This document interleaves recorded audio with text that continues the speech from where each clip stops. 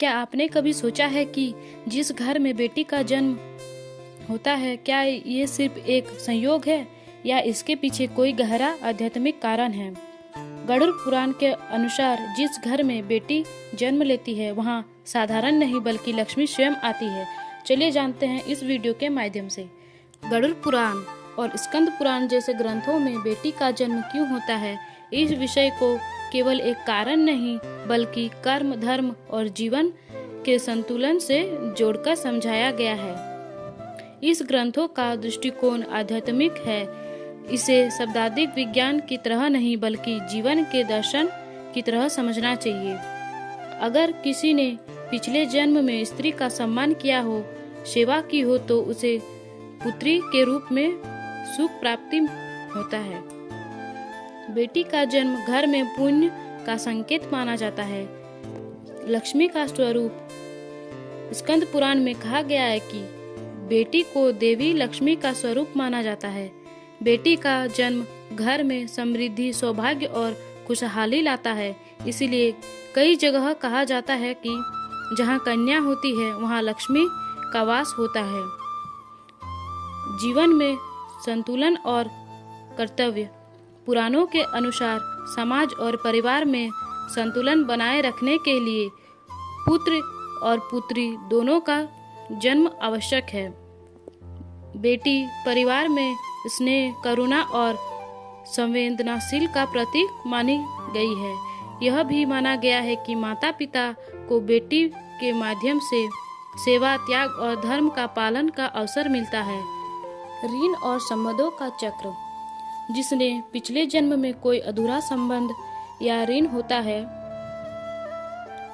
वे आत्माएं इस जन्म में बेटी बनकर आती है। यह जन्म प्यार, कर्तव्य और संबंधों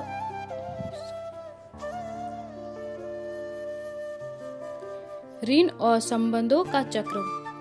जिसने पिछले जन्म में कोई अधूरा संबंध या ऋण होता है, वे आत्माएं इस जन्म में बेटी बनकर आती है। यह जन्म प्यार, कर्तव्य और संबंधों का पूरा करने का माध्यम होता है। हिंदू धर्म में कन्या पूजन बहुत ही महत्वपूर्ण माना गया है। इससे यह संकेत मिलता है कि बेटी को देवी स्वरूप और पूजनीय माना जाता है। गरुड़ पुराण और स्कंद पुराण के अनुसार बेटी का जन्म पिछले जन्म के पुण्य कर्मों का फल है। लक्ष्मी का आगमन है।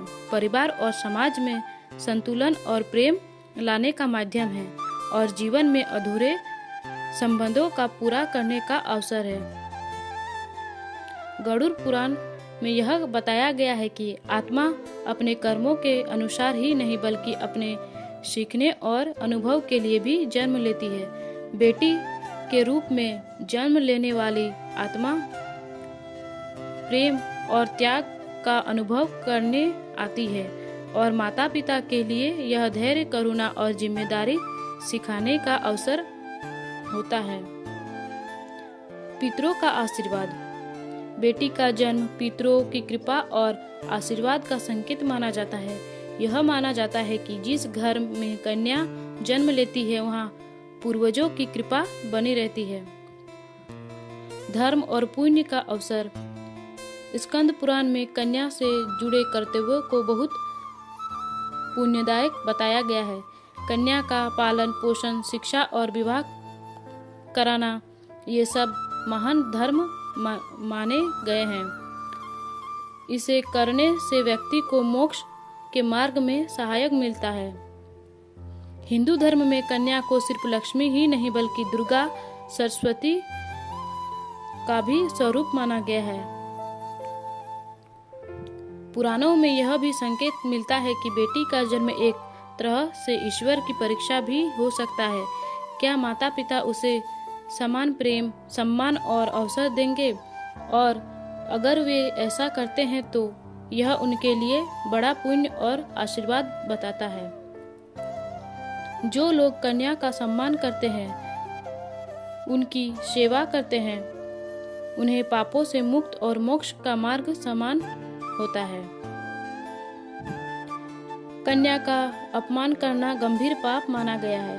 गरुड़ पुराण और स्कंद पुराण की व्यापक सोच के अनुसार बेटी का जन्म सिर्फ जैविक घटना नहीं बल्कि कर्म, आत्मा, धर्म और ईश्वर की योजना का हिस्सा है।